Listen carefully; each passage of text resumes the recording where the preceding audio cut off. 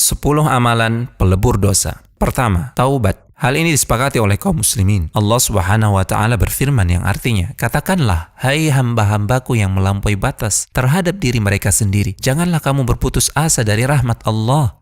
Sesungguhnya Allah mengampuni dosa-dosa semuanya. Sesungguhnya Dialah yang Maha Pengampun lagi Maha Penyayang." Kedua, istighfar atau memohon ampunan kepada Allah. Sebagaimana terdapat dalam hadis sahih, Nabi SAW bersabda yang artinya, "Seandainya kamu sekalian tidak berbuat dosa sama sekali, niscaya Allah akan memusnahkan kalian.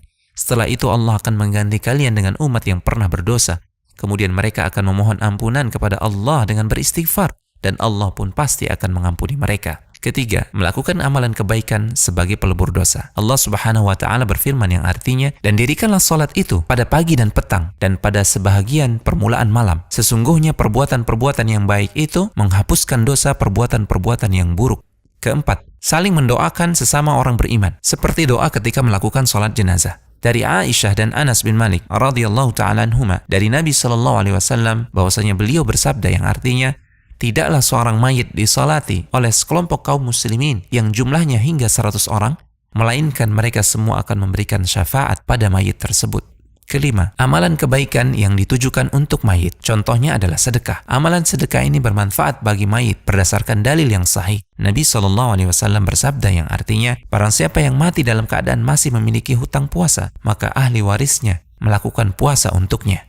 Keenam, syafaat Nabi SAW dan yang lainnya pada pelaku dosa besar di hari kiamat kelak. Nabi SAW bersabda yang artinya, "Syafaatku diperuntukkan untuk pelaku dosa besar dari kalangan umatku." Ketujuh, musibah di dunia yang menjadi sebab terhapusnya dosa. Nabi SAW bersabda yang artinya, "Tidaklah menimpa seorang mukmin berupa rasa sakit yang terus-menerus, rasa capek, kekhawatiran pada pikiran, sedih karena sesuatu yang hilang, kesusahan hati atau sesuatu yang menyakiti, sampai pun duri yang menusuknya, melainkan itu semua akan menghapuskan dosa-dosanya." Kedelapan, ujian di alam kubur, termasuk siksaan di alam kubur yang menjadi sebab terhapusnya dosa-dosa seorang hamba. Kesembilan, kengerian dan kesulitan pada hari kiamat. Kesepuluh, rahmat dan ampunan dari Allah tanpa sebab yang dilakukan oleh hamba.